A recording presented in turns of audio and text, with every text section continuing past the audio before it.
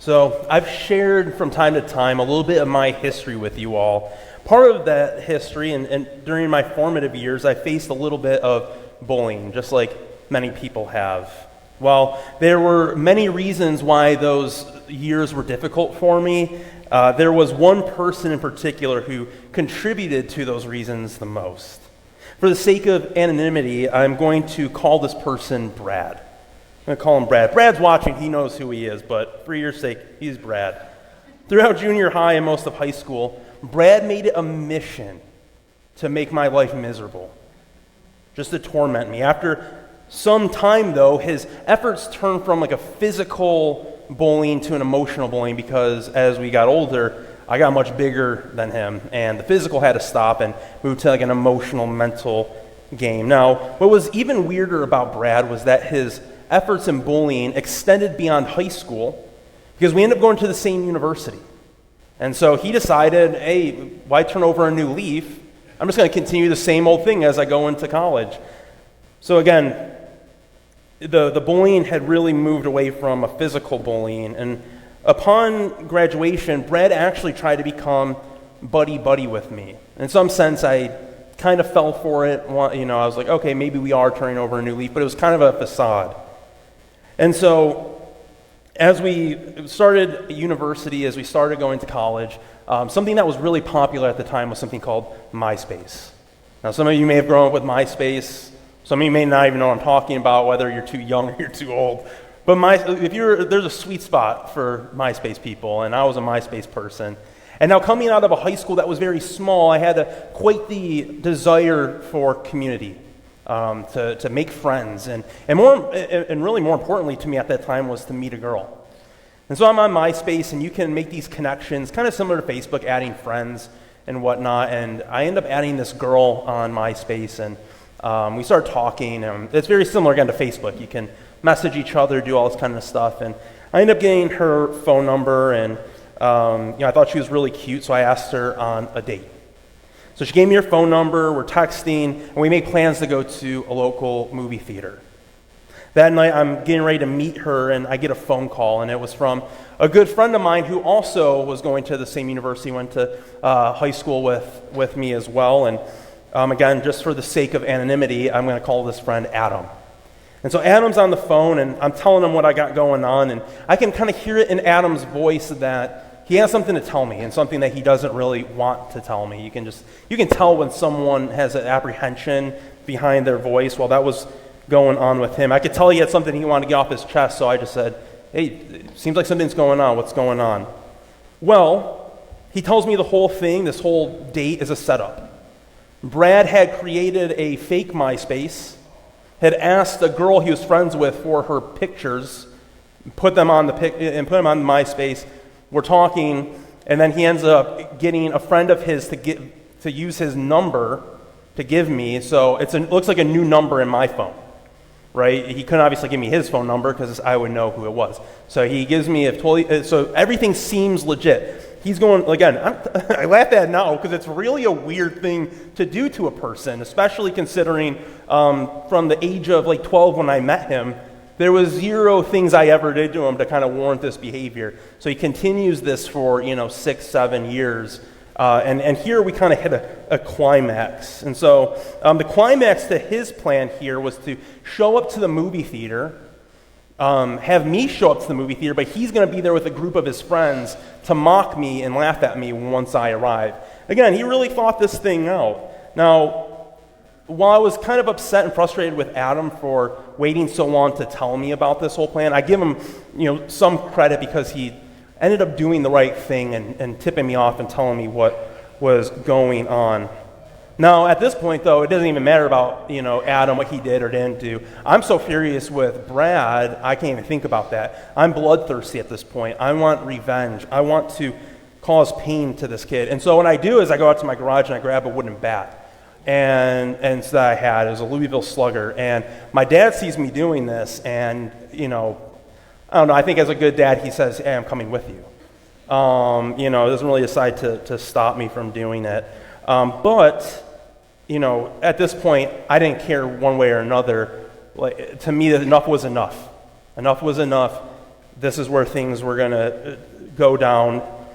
Too much had taken place to allow injustice to continue. So I was going to get a little street justice. In God's grace, though, he used my mom's voice to be the voice of reason, as often he does in these situations. And she talked us down from going. She emphasized the words of God when he says in Deuteronomy 32:35, "Vengeance is mine and recompense, for the time when their foot shall slip, for the day of their calamity is at hand, and their doom comes swiftly." You see, it was this truth, this very biblically grounded and rooted truth that calmed our tempers and allowed us to deal with this situation in a proper way. You see, revenge at a superficial glance can appear to be justice. Right, again, I said at times people use the term street justice, right, to get revenge. Right? It has this appearance, but there is a difference between the two, particularly when it comes to the human experience. You see, revenge is concerned with injustice, much like justice is, but it isn't concerned with fairness. That's the big difference, is that revenge is concerned with injustice, but unlike justice, it isn't concerned with fairness. Revenge is driven by emotion. It's a consuming thing in our minds. All it desires is to inflict retribution, to inflict pain upon the one who brought injustice upon us. It is concerned with it's not concerned with finding a balanced measure, but rather, because I'm hurt, I'm going to do as much as I can to them so they know how I feel. And so I can say, looking back at the event in my life, coming after him with a baseball bat, though it would have felt good in the flesh, it would have definitely appeased something fleshly in me, wouldn't have been fair. It wouldn't have been justice. In doing that, a spiral of reactionary events would be set into motion. You see, I would have faced legal consequences and even possibly revenge from Brad. It would have just kept the ball rolling. And so understanding that revenge doesn't deal fairly because it's driven by emotion helps us recognize the cyclical event that takes place. Again, the ball just rolls. When we try to get revenge on another person, they oftentimes want to reciprocate back. Because again, within this whole process, there's nothing of fairness. There's nothing of true justice being considered. It's, I want to inflict pain on you, the pain that you caused me. I don't even care if it's even in a fuller measure, and it's all coming from the flesh. And so when we see true justice being dispensed, we see that it actually satisfies the circumstances. True justice actually satisfies the circumstances. All who have been offended and have offended received what they are due. Again, I'll say that again. All those who have been offended and have offended receive what they are due. This is why when we see that vengeance belongs to the Lord, we can find peace because his vengeance isn't like ours. His vengeance isn't driven by emotionality. It's in fact informed by his own justice. You see, within our fallen nature, again, it's our emotions that seeks revenge. But not with the Lord, not in his vengeance. It's grounded in his perfect justice. And so this morning, I want you to see that like a sip of water on a hot day, revenge provides gratification for a moment while not truly addressing the issue. Revenge provides gratification for a moment while not truly addressing the issue. You see, we all have at times a fleshly instinct to seek revenge. This is why Deuteronomy 32:25 is repeated in Romans 12:19. Anytime you typically see the New Testament authors hearkening in explicit quotations to the Old Testament, they're trying to reinforce a universal truth. And that's what we see the Apostle Paul doing here. He sees that revenge is something that stirs in our heart. We want justice. And more importantly, though, we want justice that leads to peace. See, because when you think about revenge, the idea is that if I dispense the pain upon this person, I am going to receive peace. I am going to receive wholeness. But that's not the case, because revenge has the ability to, again, to take over, to continue to stir up anger and frustration. And it's never really satisfied. We want peace. And so Scripture reinforces that we are to let God take care of that impulse because only God can satisfy and protect from the damage that revenge brings. See, because again, when God dispenses justice, it satisfies. There's no coming back. When God dispenses justice, it satisfies. And so as we look at the text this morning, we'll see two ideas to consider for why our pursuits of revenge fail to establish justice and how we can find peace in conflict. Look back with me at our text starting in verse 1. The text says, "After some days, at the time of the wheat harvest, Samson went to visit his wife with a young goat. And he said, 'I will go to my wife in the chamber.' But her father would not allow him to go. And her father said, 'I really thought you utterly hated her, so I gave her to your companion. Is not her younger sister more beautiful than she? Please take her instead.' And Samson said to them, 'This time I shall be innocent in regard to the Philistines when I do them harm.' So Samson went and caught 300 foxes and took torches. And he turned to them tail to tail and put a torch between each pair of tails. And when he set the fire to the torches, he let the foxes go into the standing grain of the Philistines and set fire to the stacked grain and the standing grain, as well as the olive orchards. Then the Philistines said, 'Who has done this?' And they said, 'Samson, the son-in-law of the Timnite, because he has taken his wife and given her to his companion.' And the Philistines came up and burned her and her father with fire. And Samson said to them, 'If this is what you do, I swear I will be avenged on you, and after that I will quit.' And he struck them hip and thigh with a great blow, and he went down and stayed in the cleft of the rock of Edom. And then the Philistines came up and encamped in Judah and made a raid on Lehi. And the men of Judah said, 'Why have you come up against us?' They said, 'We have come up to bind Samson to do to him as he did to us.' Then 3,000 men of Judah went down to the cleft of the rock of Edom and said to Samson, 'Do you not know that the Philistines are rulers over us? What then is it that you have done to us?' And he said to them, 'As they did to me, so I have done to them.' And they said to him, 'We have come down to bind you, that we may give you into the hands of the Philistines.' And Samson said to them, 'Swear to me that you will not attack me yourselves.' They said to him, 'No, we will only bind you and give you into their hands. We will surely not kill you.' So they bound him with 2 new ropes and brought him up from the rock. And when he came to Lehi, the Philistines came shouting to meet him. Then the Spirit of the Lord rushed upon him, and the ropes that were on his arms became as flax that has caught fire, and his bonds melted off his hands. And he found a fresh jawbone of a donkey, and he put it out his hand and took it, and with it he struck 1,000 men." The first idea to consider is that earthly revenge has the appearance of justice but lacks the substance. Earthly revenge has the appearance of justice but lacks the substance. Our text this morning continues our narrative following this man named Samson. Last week we saw that Samson was a man of pride, whose pride only amplified his fleshly delusions. These fleshly delusions that led him to believe that he was all-powerful among men, that he had the ability to direct things as he saw fit. This week, we see the story continue with Samson returning back to his wife.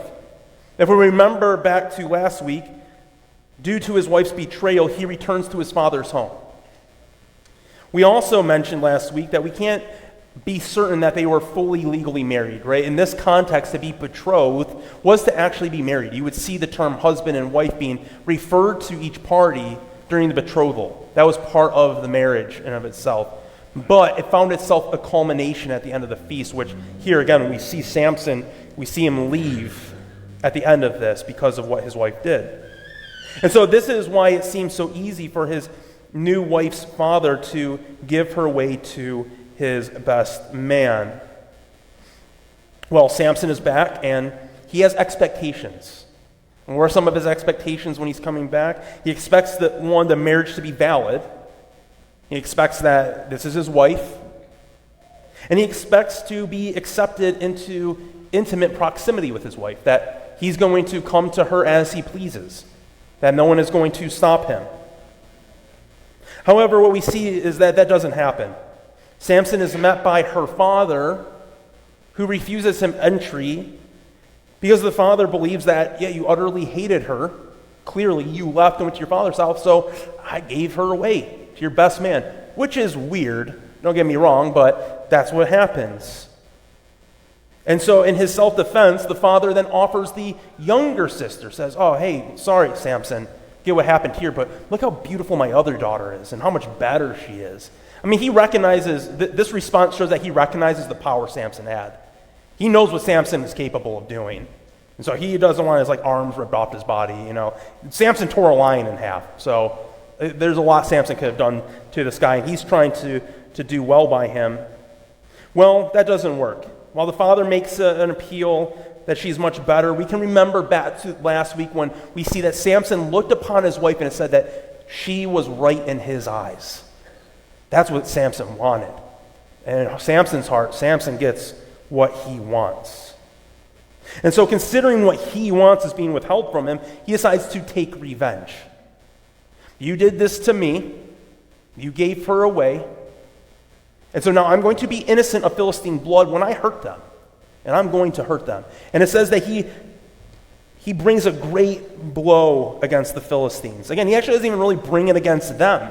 He doesn't bring it against the father or the wife or anybody in that family. He goes against the Philistines, who are the enemies of Israel, but not parties involved in these actions. And so we see here already that revenge has no care about fairness. Right? He's inflicting a penalty that he deems fit based upon his feelings, his emotions, based on what was robbed from him and his perception, and he inflicts it upon someone else. And he brings a great blow. But he says that he's going to be innocent of their blood. And this response gives a clear view of Samson's conviction. Again, he believes that he's the victim of injustice. And as such, he's going to seek justice any way that he sees fit. And again, we see more of a heart of revenge here. Because notice, he never petitions God. He knows God to be truly just, truly righteous, and he knows that God is near to him. Why doesn't he reach out to God?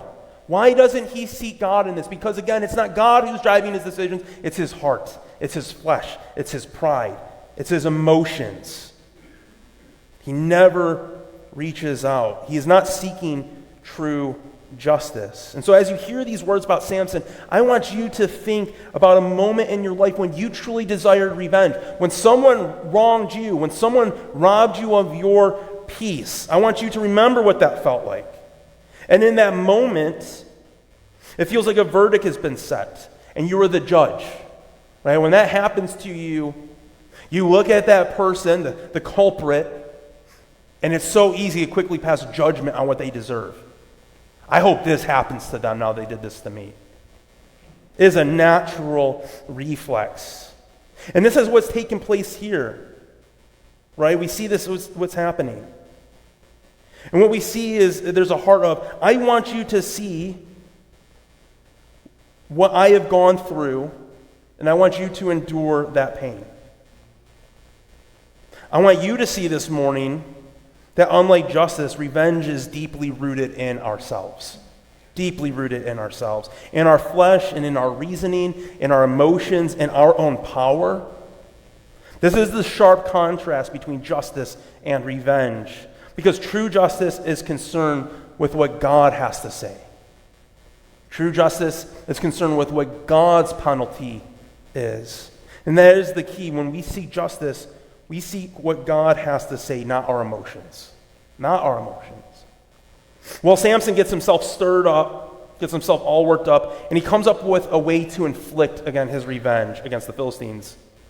He gathers 300 foxes, ties their tails together, and puts a torch in between them. He then sets them loose within the standing and stacked grain as well as the olive orchards. This is clearly destructive. Fire burns grain, fire burns grass, right? We can recognize that this is destructive, but it's far more destructive than what appears superficially. Remember what verse 1 stated. What time period is this taking place in? The time of their harvest. These things that the foxes set on fire are the two biggest economic sources, economic cash crops of the Philistine Empire. We have the wheat and the olives. And he goes in with these foxes and he destroys all of it. Destroys all of it. Talk about getting revenge. And so let's stop for a moment, ask this question. Was that fair? Was that a fair penalty to impose upon the Philistines for what happened to him? What we saw was a Philistine man goes back on his word by taking back his daughter from Samson. No one's truly hurt other than Samson's fragile ego. And what does he do in response? Samson destroys the harvest of the Philistines. Is that justice? What we see here is the start of the rolling of a ball that is the pain of revenge. This ball starts rolling here. What we see next is that while Samson got gratification in doing this, it spurs on the revenge of the Philistines. See, the Philistines recognize, oh, that's not eye for an eye. That's, something way more than that. Verse 6 says, the Philistines said. And this little detail reveals to us something pretty spectacular here. It's that this isn't just a small local group or tribe of the Philistines. No, the usage of this grammar, the Philistines said, shows that in this local event, Samson has gotten the attention of all of Philistia. That the Philistine nation, the higher-ups, the leaders, they're aware now of what's happening. Because a great harvest has been destroyed in their land. And they want answers. And an answer is given to who has done this. It is the son-in-law of the Timnite. Notice how it highlights that it was this Timnite who was a part of the Philistine nation who was really responsible for it at the end. It's rooted back in him because of what he did. And so what happens is that the Philistines find them, Samson's wife and father-in-law, they blame them for this, they take their revenge out on them, and they kill them. They light them on fire. Okay, so track with me here. Harvest has been burned, truly devastating, truly difficult. Does it warrant the death by fire of two people who didn't actually do anything? Is this justice? Is this justice? The ball continues to roll. This pushes Samson even further, and he kills a great number of Philistines. The ball continues to roll. And finally, we see a climax. The Philistines seek Samson, who is hidden in the land of Judah, and petitions the Judahites to bring him to them. Come bring Samson. So they come to Samson, and he agrees to go as long as the Judahites promise not to harm him, but to simply bind 2 fresh ropes. And they're cool with that. Yeah, man, we don't want any problem. We don't want a problem from them.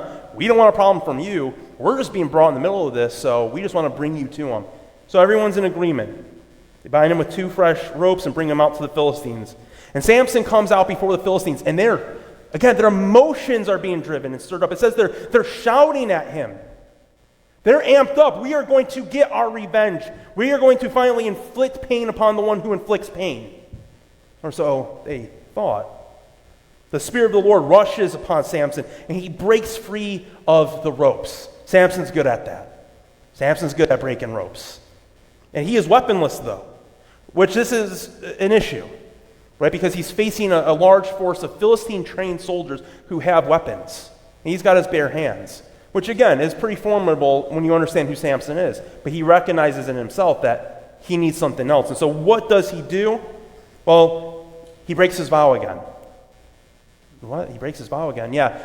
He grabs the jawbone of a donkey.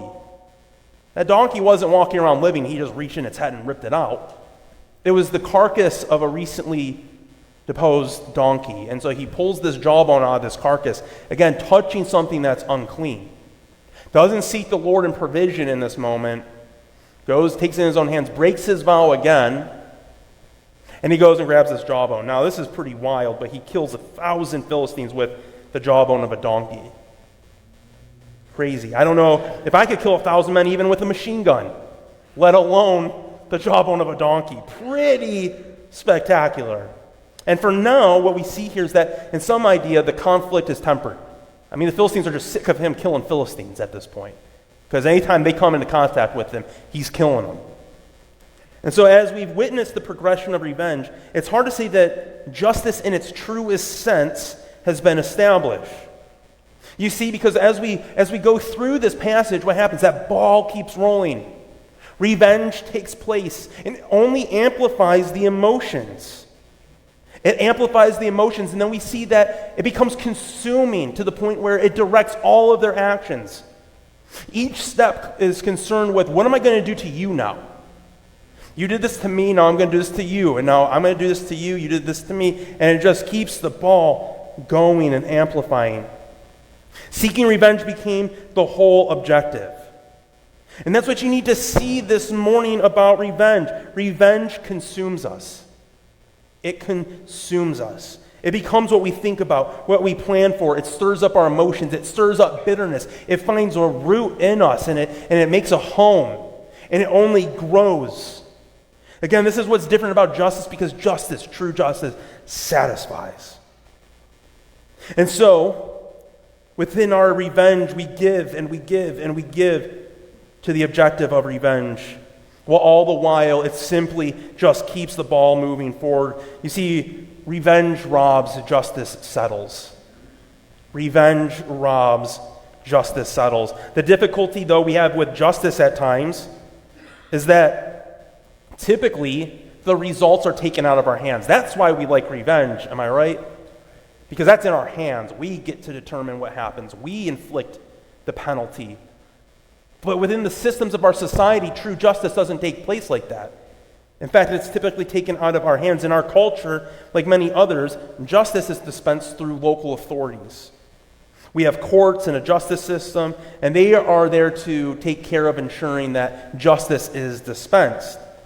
However, we have all witnessed, whether personally or on a global scale, a national scale, we've seen these systems fall short because these systems are comprised of fallible people. We recognize that these systems are established by God.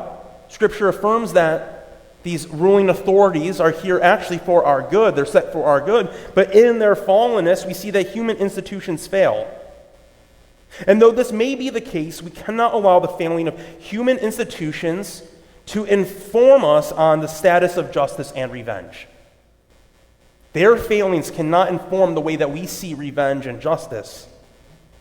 Rather, we must look towards the perfect source, one where justice and vengeance actually share a bond. You see, in the flesh, justice and revenge are different. They don't share a bond. They share an appearance, but not a bond. But in the perfect sense, from the perfect source, who is Yahweh, God, they share a bond. And so we see in that bond the prior, justice informs the latter, vengeance. And so it is only in this context that revenge finds the substance of justice. Flip back with me at our text starting in verse 18. The text says, "And when he was very thirsty, he called upon the Lord and said, 'You have granted this great salvation by the hand of your servant. And shall I now die of thirst and fall into the hands of the uncircumcised?'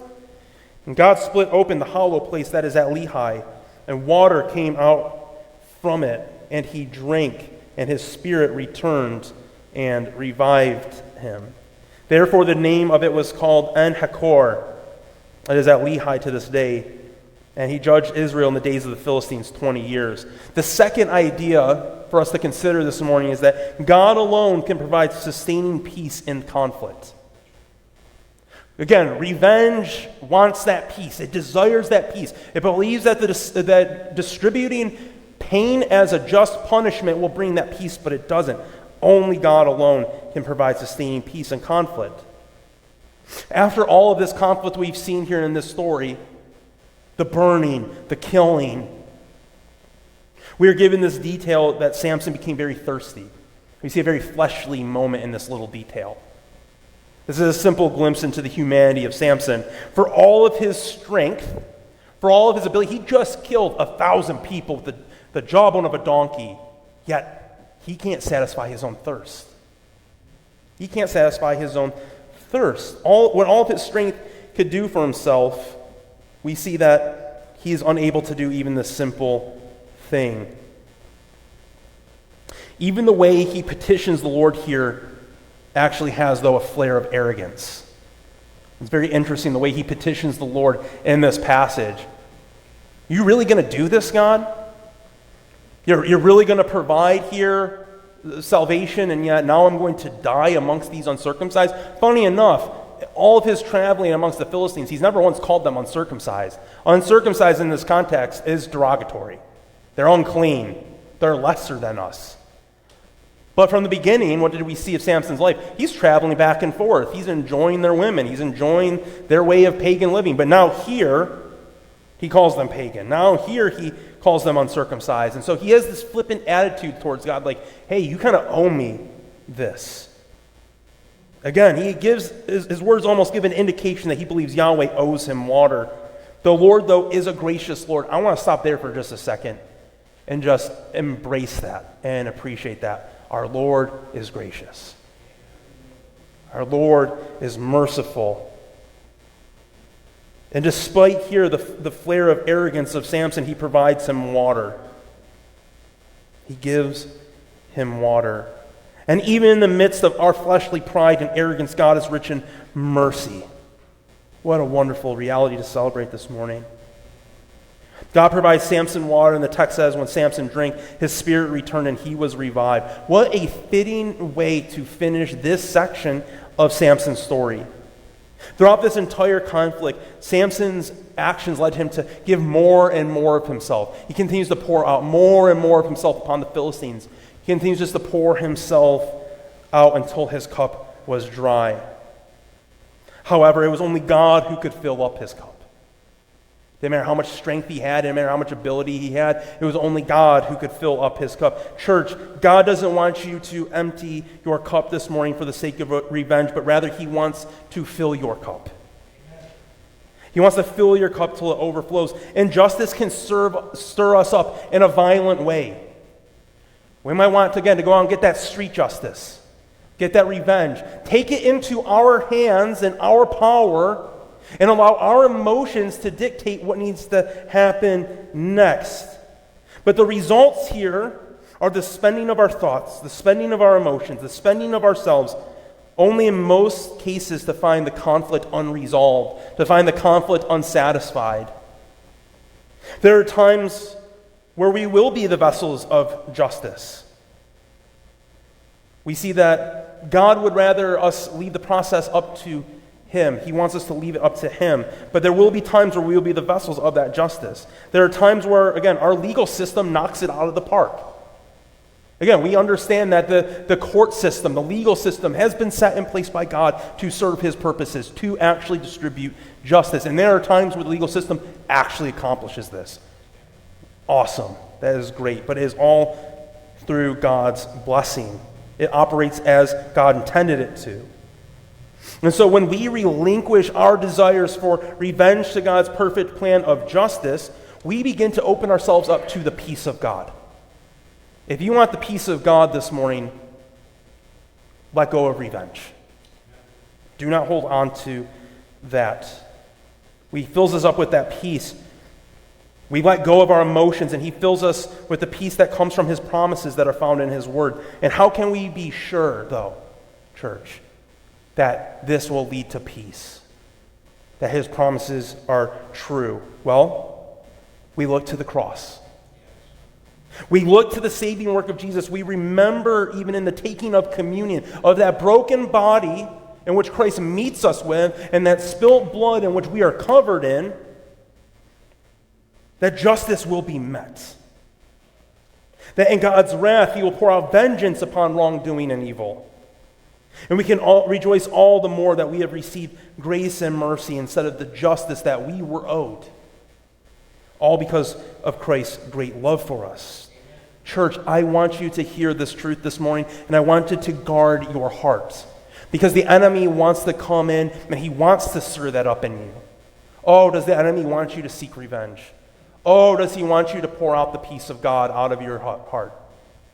Oh, that's what he wants, nothing more than that. Allow this truth to guard your heart. See the awfulness of revenge and see the goodness of God's justice. Let it tend to your heart, giving you encouragement today that no matter what you're enduring, at some point, God will dispense justice against injustice. It is a matter of fact. The cross confirms it. The cross confirms it. That is, the blood of Christ and His broken body upon the cross is a confirmation that justice will be dispensed because justice was dispensed there. And so we can allow that to encourage us that Christ has ushered us into grace and mercy. We don't have to worry about this all. We don't have to worry about it. Let this truth move you to pray for those who don't value godly justice because they don't value Him. Let this truth lead you to continue to yield your life fully to Christ so that you might be filled with His peace.